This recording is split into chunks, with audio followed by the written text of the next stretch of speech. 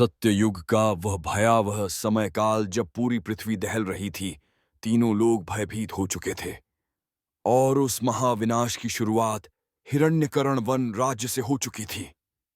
हिरण्यकर्ण one राज्य की समस्त आसुरी सेना और योद्धा पाताल लोक की ओर भयभीत होकर पलायन कर रहे थे, क्योंकि ब्रह्मांड का सबसे महाशक्तिशाली दानव असुरों का सम्राट हिरण्यकश्यपु मृत्यु को जो प्राप्त हो चुका था, और ना जाने कितने ही आसुरी सेना और हिरण्यकश्यपु के परम शक्तिशाली योद्धा विकराल और महाप्रचंड शक्तिशाली भगवान नरसिंह के क्रोध में झलकर मृत्यु के घाट उतर चुके थे।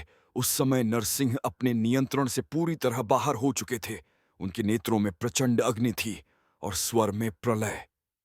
अब उन्हें रोकना त्रिलोक के किसी भी देवी देवता के साथ सामर्थ्य में नहीं था। प्रतीत होता था जैसे कि संपूर्ण सृष्टि का अब अंत हो रहा हो। पृथ्वी में हो रहे इस महाप्रलयनकारी दृश्य को स्वर्गलोक में बैठे हुए इंद्रदेव समेत सूर्यदेव, अग्निदेव, वरुण देव एवं आदि देवता भयभीत एवं आश्चर्यपूर्वक देख रहे थे एवं उग्र हो चुके भगवान नरसिंह को शांत करने हेतु रणनीति भी रच रहे थे।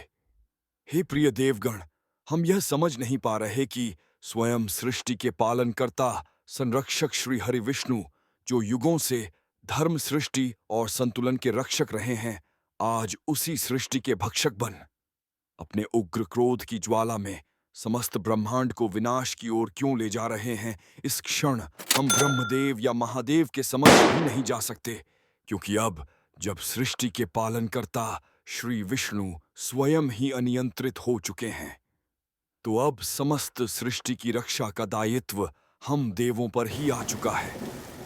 अब ये हमारा परम कर्तव्य है कि हम नरसिंह देव को शांत कर उन्हें पुनः उनके श्री विष्णु स्वरूप में लौट आए, जिससे न केवल पृथ्वी बल्कि संपूर्ण सृष्टि की रक्षा संभव हो सके। हम सर्वप्रथम नरसिंह देव को बुद्धिपूर्वक शांत करने का प्रयास करेंगे। यदि वे इस बीच नियंत्रण में आ जाए तो उत्तम, अन्यथा हम समस्त देव अपनी शक्तियों को एकत्र कर उन्हें नियंत्रण में लाने के लिए बाध्य होंगे। ये तो उनके समक्ष जाने के बाद स्थितियों के प्रवाह पर ही निर्भर करता है। योजना के निर्धारण के साथ ही सभी देवता दिव्य ज्योतियों में विलीन होकर स्वर्गलोक से अंतर्धान हो गए और सीधे पृथ्वी की ओर अग्रसर हुए। धरातल पर अग्रसर होते ही इंद्रदेव, सूर्यदेव, अग्निदेव, पवनदेव समेत समस्त देवों ने अपने सम्मुख भयावह कर देने वाली भगवान नरसिंह की वह महाविनाश लीला देखी, जो संपूर्ण सृष्टि को कपा देने वाली थी। ये भयावह दृश्य देखकर सभी देवता स्तब्ध रह गए और तुरंत भगवान नरसिंह के समक्ष उपस्थित होकर विनम्रतापूर्वक इस प्रलयनकारी लीला को विराम देने की प्रार्थना करने लगे। सृष्टि के पालनकर्ता जगदीश्वर श्री हरिनारायण भगवान विष्णु को हम देवताओं की ओर से कोटि कोटि नमन है। परम पिता, कृपया कर अपने इस रौद्र क्रोधित एवं विनाशकारी नरसिंह रूप को त्याग कर अपने परम दिव्य और शांति से परिपूर्ण पूर्ण स्वरूप में पुनः अवतरित हो, ताकि समस्त ब्रह्मांड में शांति और संतुलन की पुनर्स्थापना हो सके। हे पालनकर्ता, यह उग्रता और संहार की ज्वाला आपकी शांति मूर्ति छवि से अति विपरीत है। आप तो वह है जो सृष्टि का पालन करते हैं, फिर आप स्वयं अपने ही सृजन का विनाश कैसे कर सकते हैं? हे श्री हरि नारायण, आप स्वयं को पहचाने। आप ही तो इस सृष्टि के सनातन पालन करता है और आप ही वे हैं जिनके चरणों में स्वयं सृष्टि की समृद्धि, सौंदर्य और पालन की शक्ति देवी लक्ष्मी निवास करती है।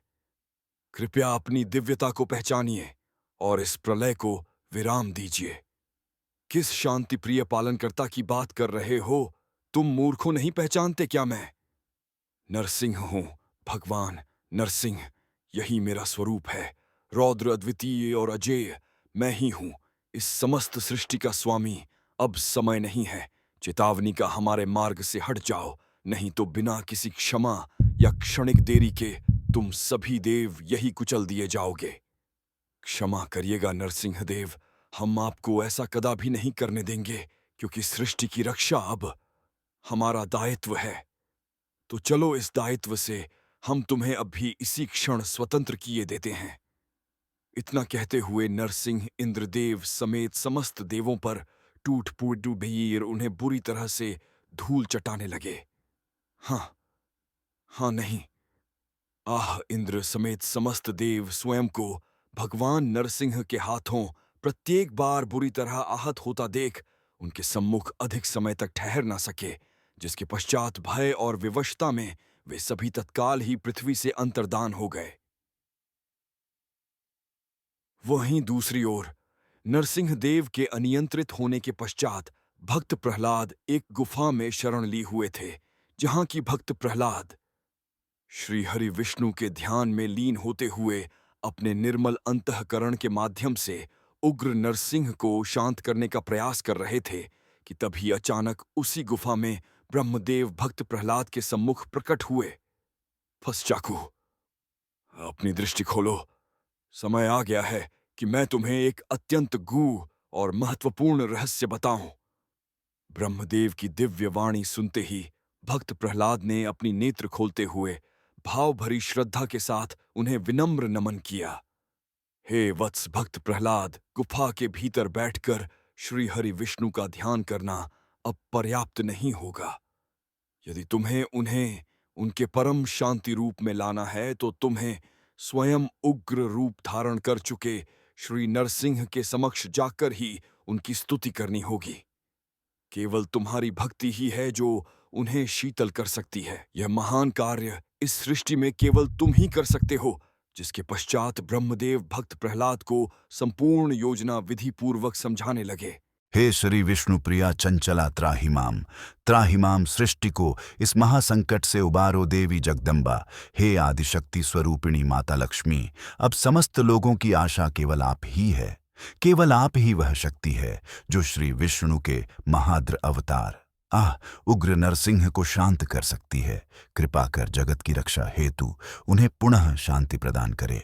माता, हे श्री विष्णु प्रिया, आप केवल भगवान की अर्धांगिनी ही नहीं अपितु उनकी शांति और करुणा की जीवंत मूर्ति है। और यदि आप स्वयं पधार कर उग्र नरसिंह अवतार को स्नेहपूर्वक समझाए तो वे निःसंदेह आपकी वाणी के सम्मुख शांत हो जाएंगे और अपने परम दिव्य स्वरूप में पुनः प्रतिष्ठित हो जाएंगे।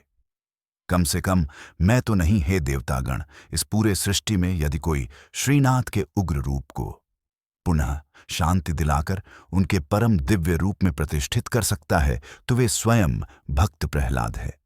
परंतु अभी भक्त प्रहलाद स्वयं ही प्रभु के महाउग्र स्वरूप से भयभीत होते हुए एक गुफा में अपने प्रभु के ध्यान में लीन हुए बैठे हैं। उन्हें अभी थोड़ा समय अवश्य ही लग सकता है, परंतु तब तक अनर्थकारी विलंब निश्चित है। और जहां तक मेरा प्रश्न है तो मैं स्वयं ही अपने प्रभु के इस महाद्र उग्र नरसिंह स्वरूप को देख भय विवल एवं व्याकुल हो उठी हूं।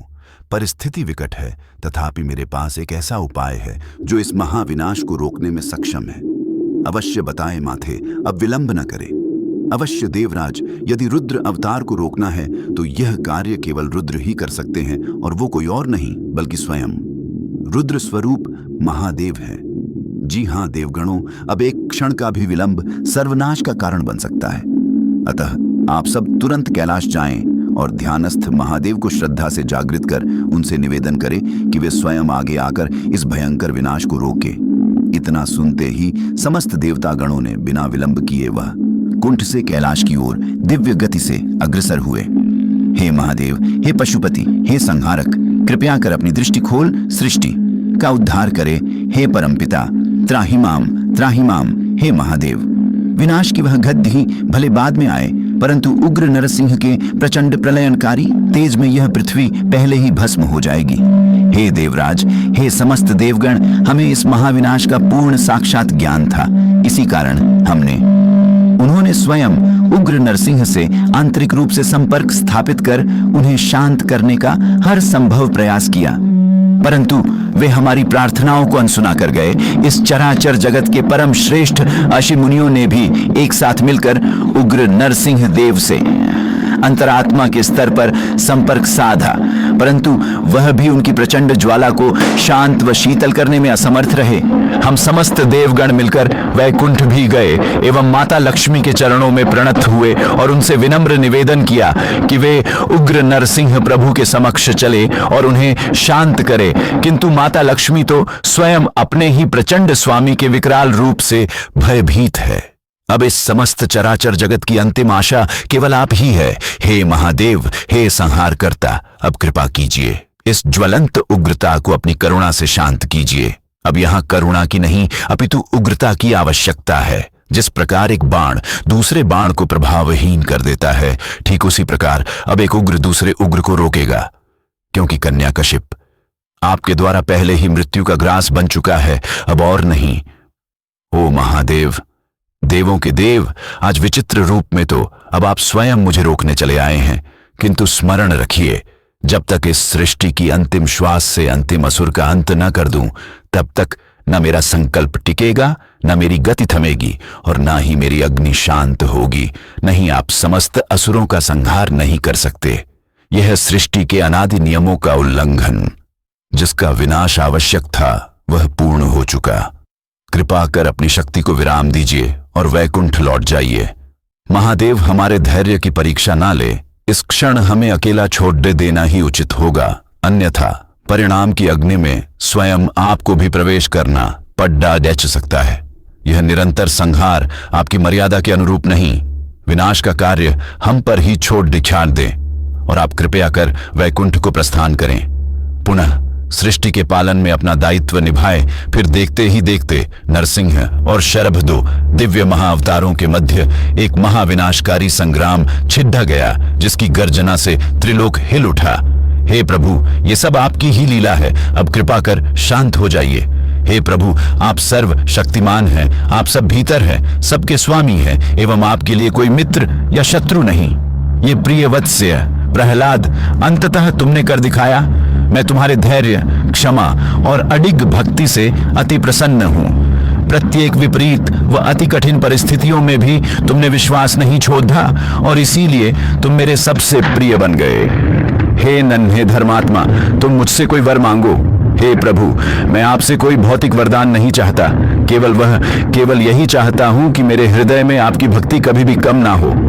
हाँ, फिर देखते ही देखते वहां समस्त देवी देवताओं का आगमन शुरू हो गया।